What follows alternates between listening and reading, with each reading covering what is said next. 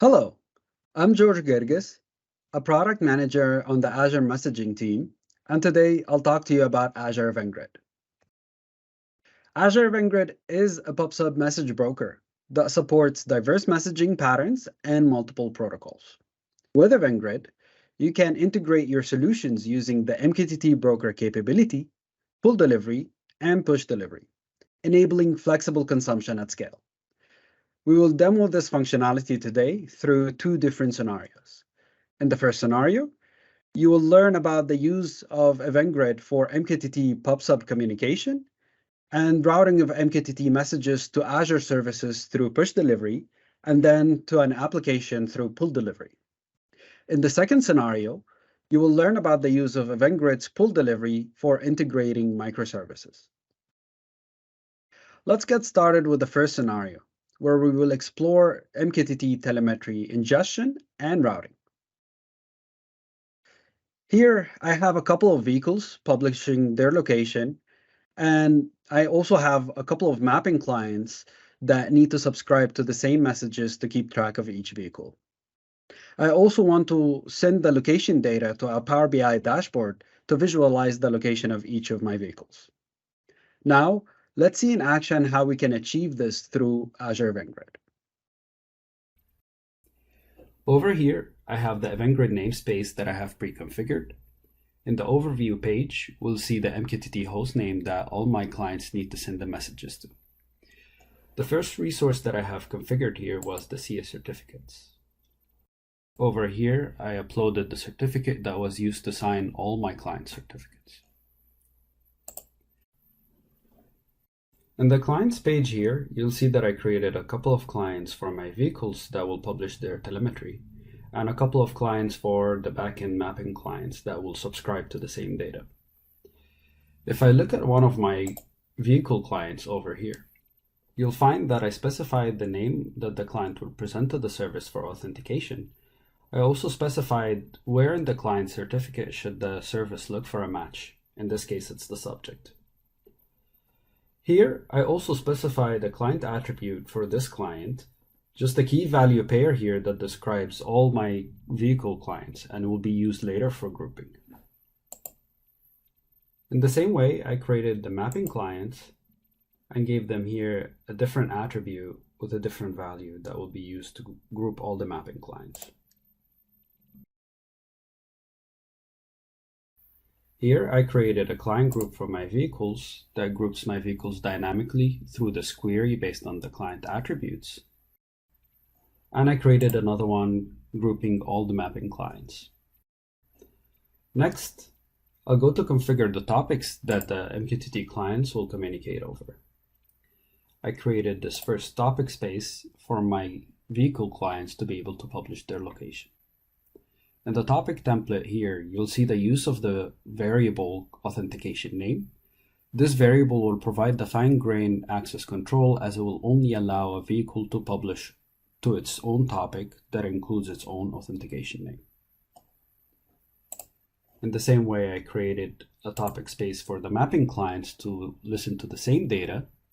Here you'll see the use of the plus wildcard instead of the variable to match any value, since I want my mapping clients to listen to all the vehicles, not just a specific one.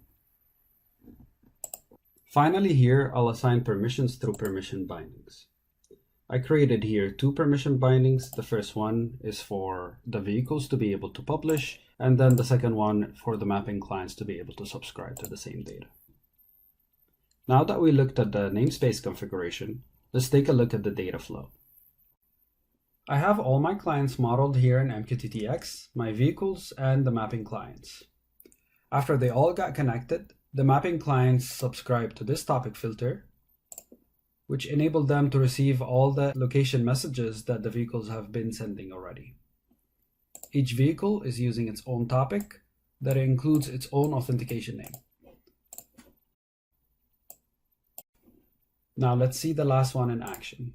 Vehicle 5 will also use its own topic that includes its own authentication name to send its message. And you'll see here that both of my mapping clients were able to receive this message as well. To look at the routing flow, Let's go through the routing configuration here under my namespace. I have specified a namespace topic where all my MQTT messages will be routed. I also here specified an enrichment to stamp the client authentication names on the routed messages. If we go to the topic page under the same namespace, you'll find the topic that I referenced, and under that topic, I have created two subscriptions. The first subscription here is of push delivery mode to route my messages to event hubs. And the second subscription here is of queue delivery mode to route my messages to my application through pull delivery. Let's take a look at the push delivery flow first. I'm routing my messages to this event hubs instance.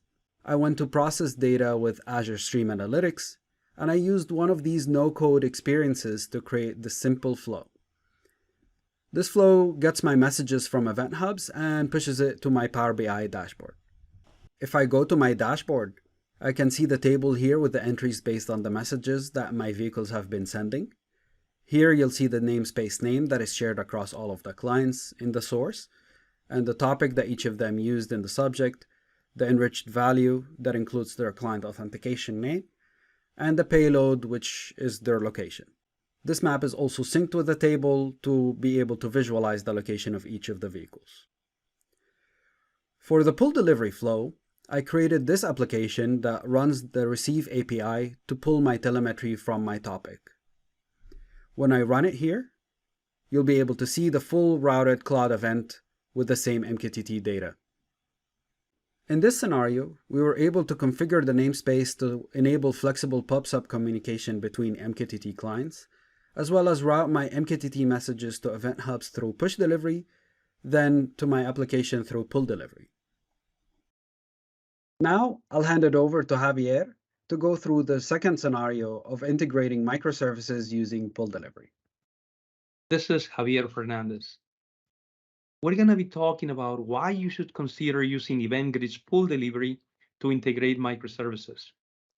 But first, let's talk about what pull delivery is. Pull delivery is a feature of namespace topic in Event Grid. With pull delivery, clients can connect to Event Grid to receive messages at their own pace. But why pull delivery? Why namespace topics? With namespace topics, you can publish messages encoded in any media type. For example, you can send Avro encoded messages to Event Grid using the Cloud Events binary mode feature in Event Grid. And now that you have the possibility of your application sending messages encoded in any media type with any content type, there are a greater number of use cases for Event Grid. For example, you can send commands for downstream application. That is, you can assign work and tasks for consumer applications to execute. Also, with Event Grid, you can attain greater resiliency in your solutions. Namespace topics support an extended message retention. For example, a consumer application can be down, let's say, for 7 days. Then at the 7-day connect, receive messages with no data loss. You should consider using pull delivery if you want to increase the security standards of your solution. Because with pull delivery, consumers can connect using private endpoints and receive messages over private IP space. Also, you can attain greater scalability with namespaces. Namespaces support up to 40 megabytes per second ingress rate and 80 megabytes per second egress. And we're going to invest in to support greater ingress and egress rates.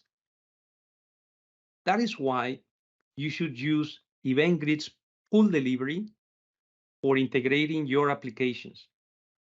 And now let's look at how you can use pull delivery.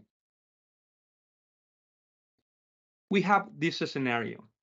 We have an online checkout microservices that assign work for an ordered microservice.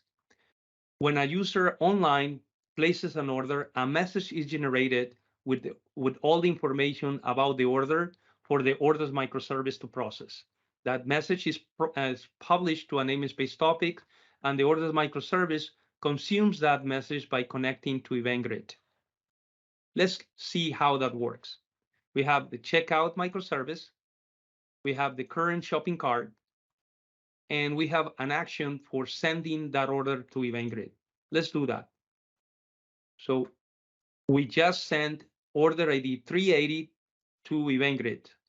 Let's generate a couple more. Now order ID 185 is with Event Grid already. And the same for order ID 706. Now let's move on to the orders microservice, where we're going to receive all the messages. And here we go. We have order ID 380, 185, and 706. The actual message is a JSON object. But again, this data part, your message, can be encoded in any media type and closed in a JSON object.